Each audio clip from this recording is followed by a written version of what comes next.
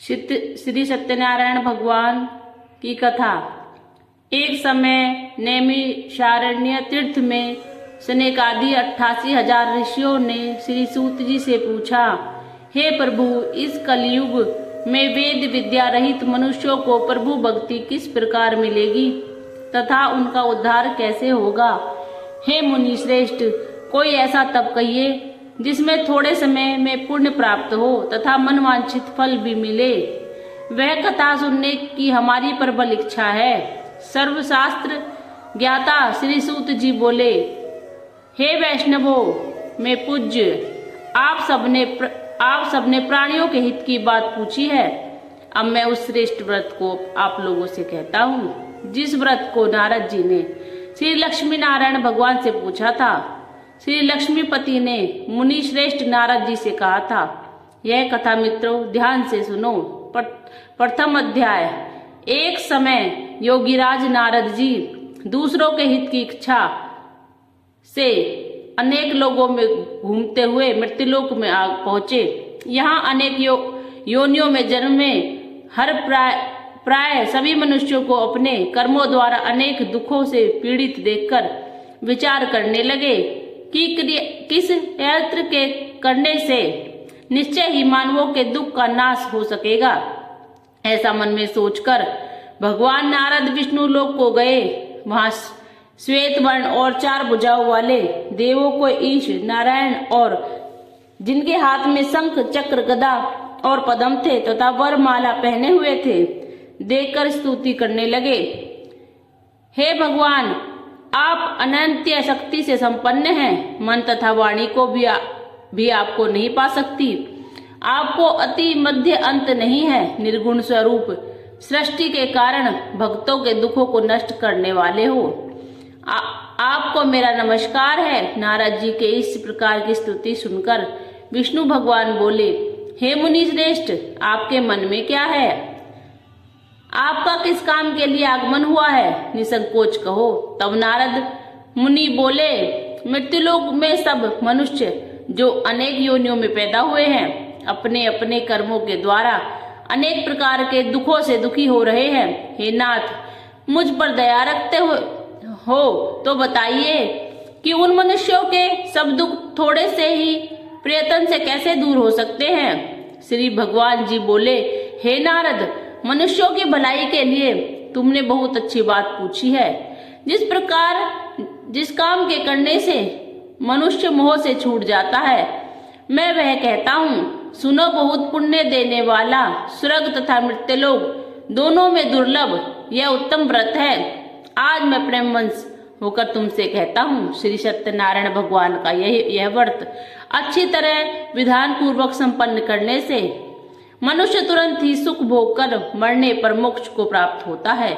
श्री भगवान के वचन सुनकर नारद मुनि बोले कि उस व्रत का फल क्या है, क्या विधान है, किसने यह व्रत किया है और किस दिन यह व्रत करना चाहिए।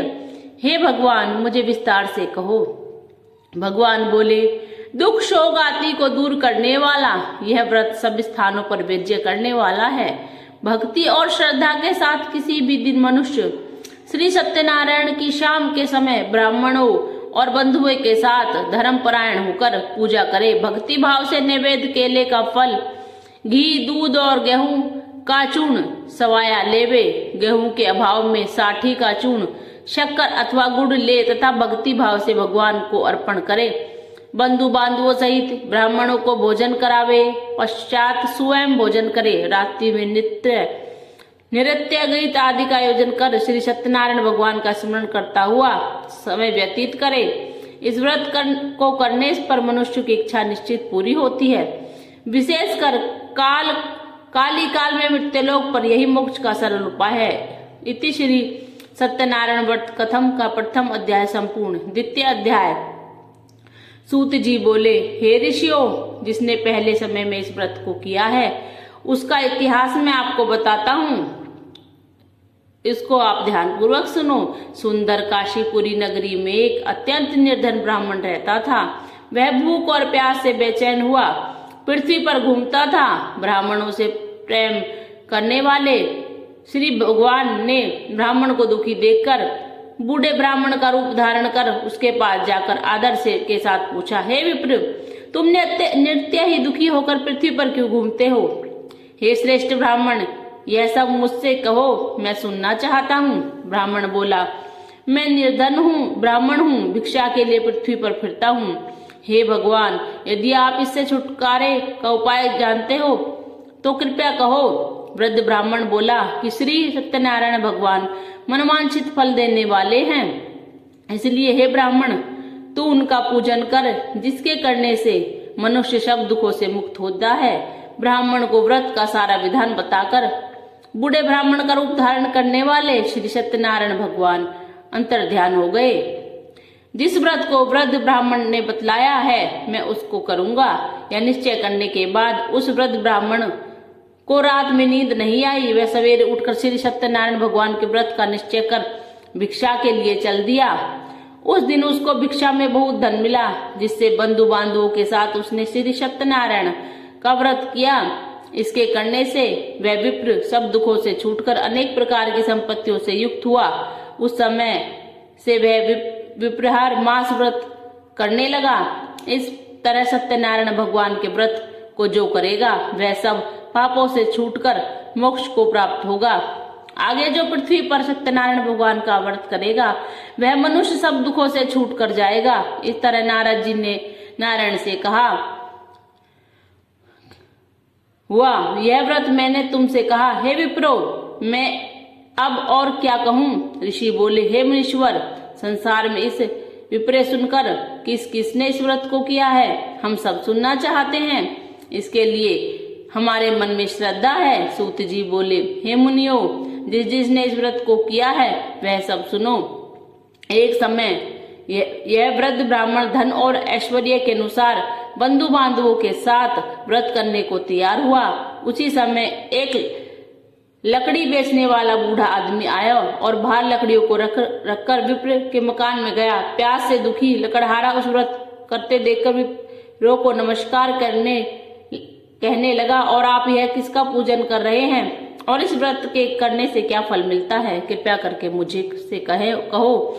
ब्राह्मण ने कहा, सब मनोकामनाओं को पूरा करने वाला यह श्री सत्यनारायण भगवान जी का व्रत है। इनकी ही कृपा से मेरे यहाँ धन धान्य आदि की वृद्धि हुई है। विप्र से यह इस व्रत के बारे में जानकर लकड़हारा बहुत प्रसन्न हुआ। भगवान के चरणामृत लिया और भोजन करने के बाद अपने घर को गया। लकड़हारे ने अपने मन में इस प्रकार का संकल्प किया कि आज ग्राम में लकड़ी बेचने से जो धन मिलेगा उसी से सत्यनारायण देव का उत्तम व्रत करूंगा।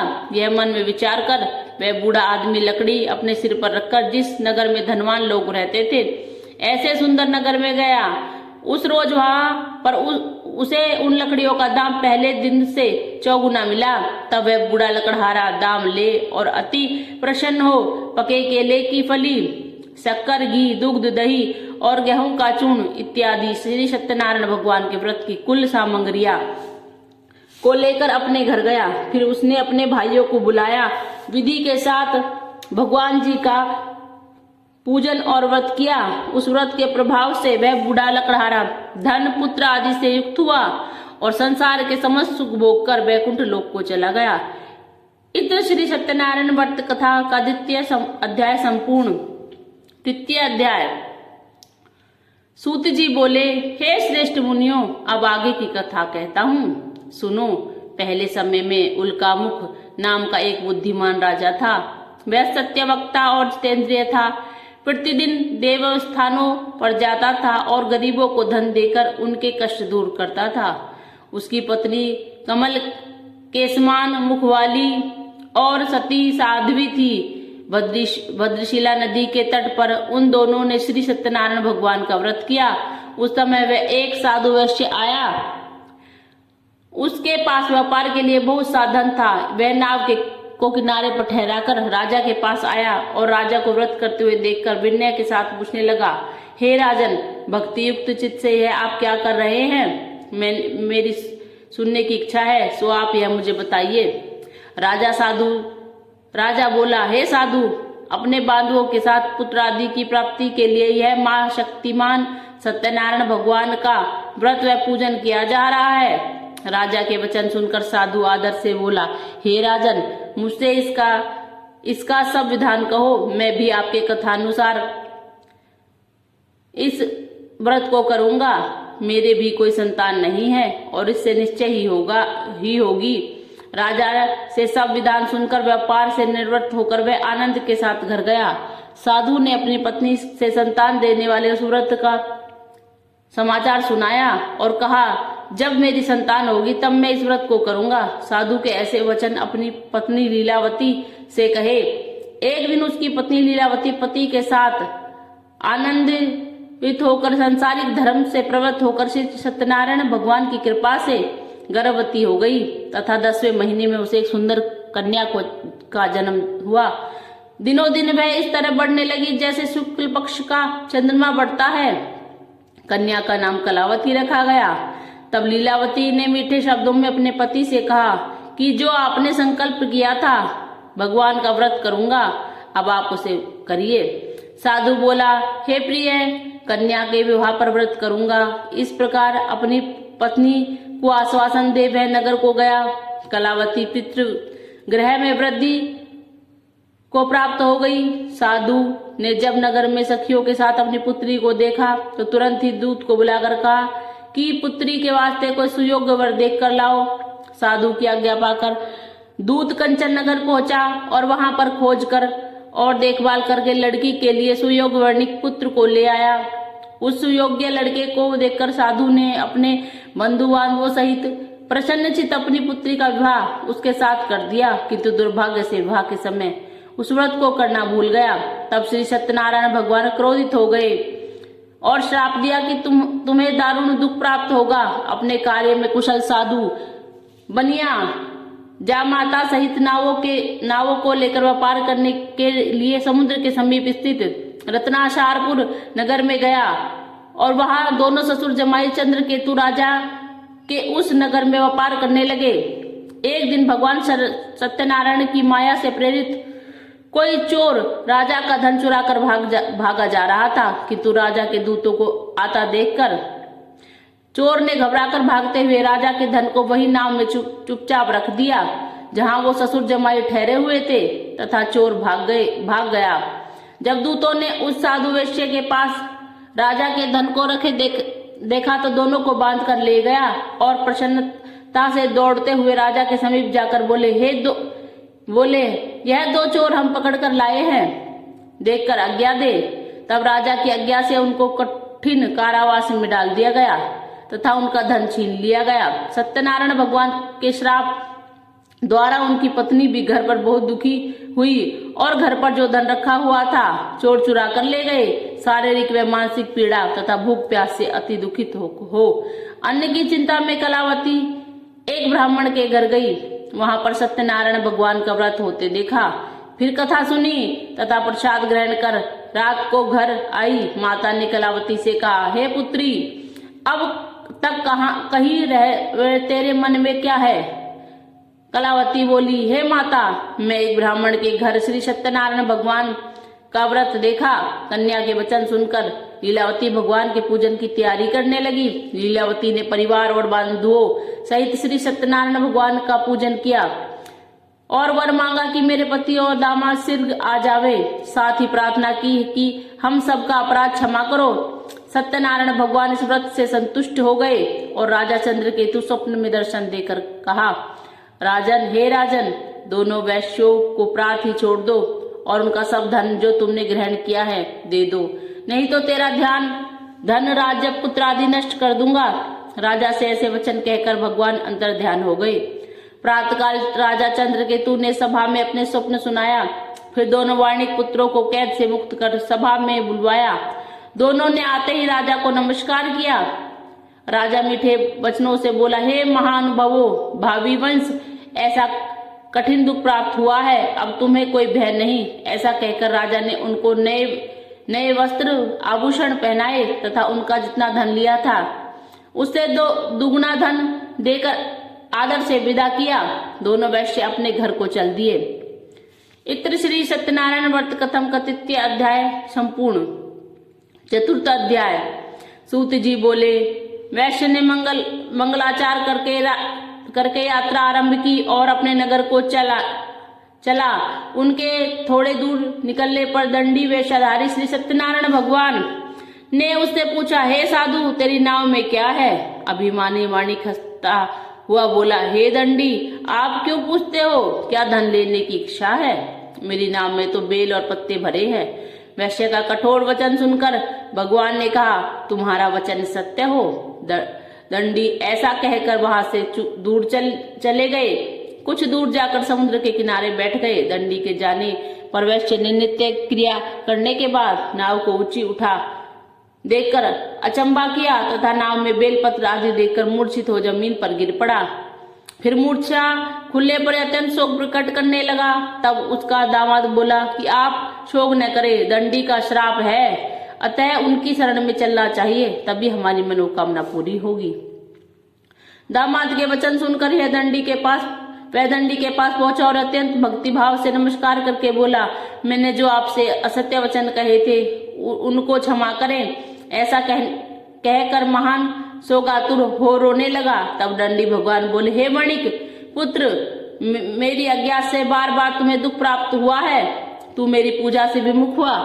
साधु बोला, हे भगवान, आपकी माया से ब्रह्मा आदि भी आपके रूप को नहीं जानते, तब मैं ज्ञानी कैसे जान सकता हूँ? आप प्रसन्न होइए, मैं सामर्थ्य के अनुसार आपकी पूजा करूंगा। मेरी रक्षा करो और पहले के समान नौका में धन भर दो। उसकी भक्ति युक्त वचन सुनकर प्रसन्न हो उनकी इच्छानुसार वर देकर अंतर्ध्यान हो गए भगवान। तब उन्होंने नाव पर आकर देखा कि नाव धन से परिपूर्ण है। फिर वह भगवान सत्यनारायण का पूजन कर साथियों सहित अपने नगर को चल दिए। जब अपने नगर के निकट पहुंचा तब दूत को घर भेजा। दूत ने साधु के घर उसकी स्त्री को नमस्कार कर कहा कि साधु अपने दामाद सहित इस नगर के समीप आ गए हैं। लीलावती और कलावती उस समय भगवान का पूजन कर रही थी। ऐसा वचन सुनकर साधु की स्त्री ने बड़े हर्ष के साथ सत्यदेव की पूजन कर पुत्री से कहा, मैं अपने पति के दर्शन को जा रही हूँ, तू कार्य पूर्ण कर शीघ्र आ जाना। परंतु कलावती व्रत प्रसाद छोड़कर पति के पास चली गई। प्रसाद की अवज्ञा के कारण सत्यदेव रुष्ट हो गए।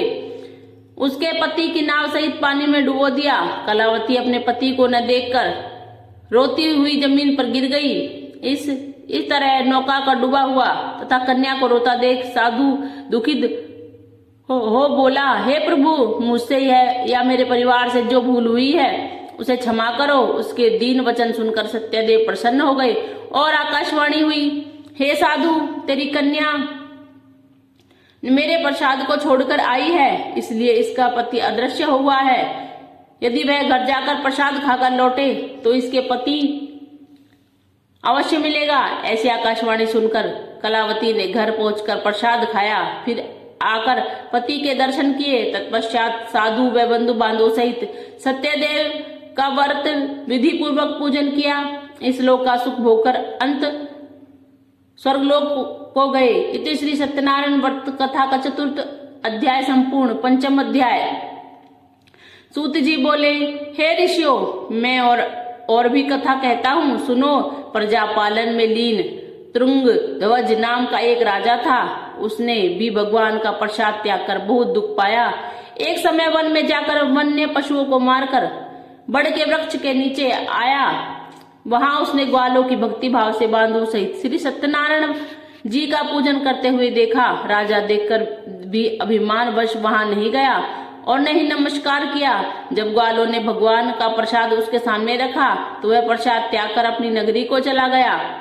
वहां उसने उसका अपना सब कुछ नष्ट पाया तो वह जान गया कि यह सब भगवान ने किया है। तब वह विश्वास कर ग्वालों के समीप गया और विधि पूर्वक पूजन कर प्रसाद खाया तो सत्यनारायण देव की कृपा से सब कुछ पहले जैसा हो गया। फिर दीर्घ काल तक सुख भोग कर मरने पर स्वर्गलोक को गया। जो मनुष्य इस परम दुर्लभ व्रत को करेगा, भगवान की कृपा से उसे धन्य धान्य की प्राप्ति होगी। निर्धन धनी और बंदी बंधन से मुक्त होकर भगवान निर्भय हो जाता है। संतानहीन को संतान प्राप्त होती है तथा सब मनोरथ पूर्ण होकर वह बैकुंठ धाम को जाता है। जिन्होंने पहले इस व्रत को किया अब उनके दूसरे जन्म की कथा कहता हूँ। वृद्ध सतानंद ब्राह्मण ने सुदामा का जन्म लेकर मोक्ष को पाया। उल्का मुख नामक राजा दशरथ होकर बैकुंठ को प्राप्त हुआ। साधु नाम के वैश्य ने मोरध्वज बनकर अपने पुत्र को आरे से चीरकर मोक्ष को प्राप्त किया। महाराज तुंगध्वज ने स्वभानु मनु हुए भगवान में भक्ति युक्त हो कर्म कर मोक्ष को प्राप्त किया। इति श्री सत्यनारायण व्रत कथम का 5वां अध्याय संपूर्ण।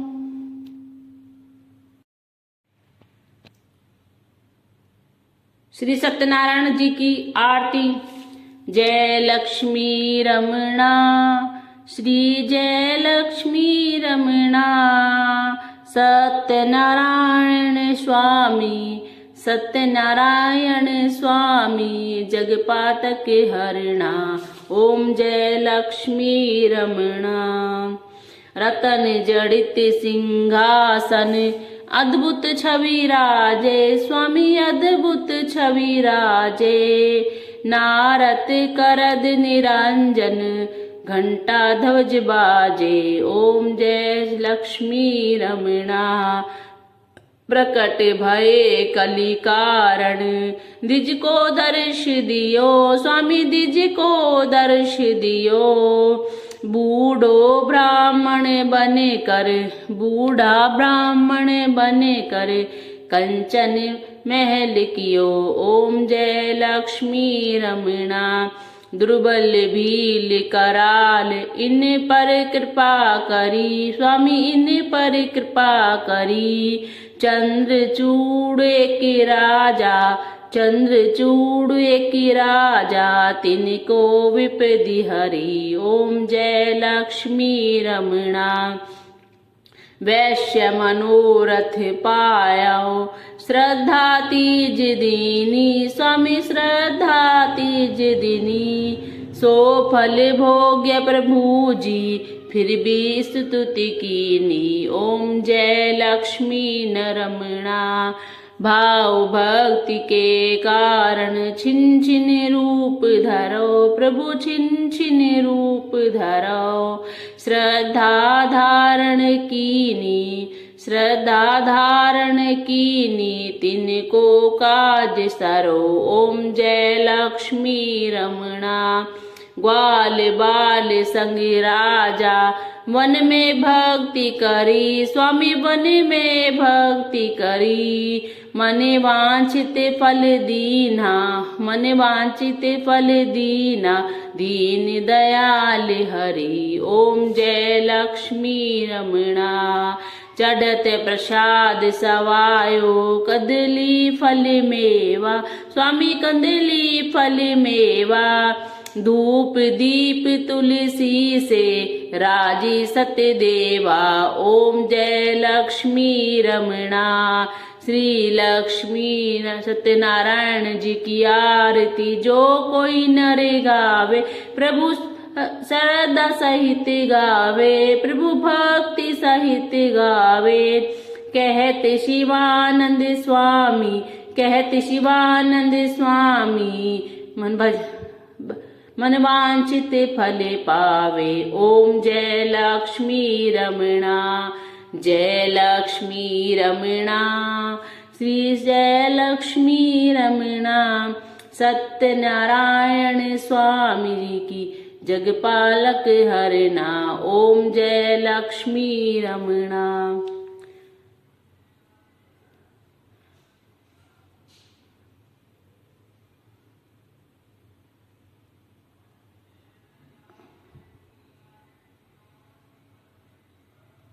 बोलिए सत्यनारायण भगवान की जय।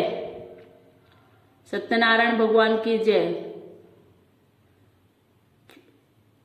अगर आपको हमारी वीडियो अच्छी लगी हो तो लाइक करें शेयर करें और अगर आप हमारे चैनल से नए जुड़े हैं तो चैनल को सब्सक्राइब कर लें।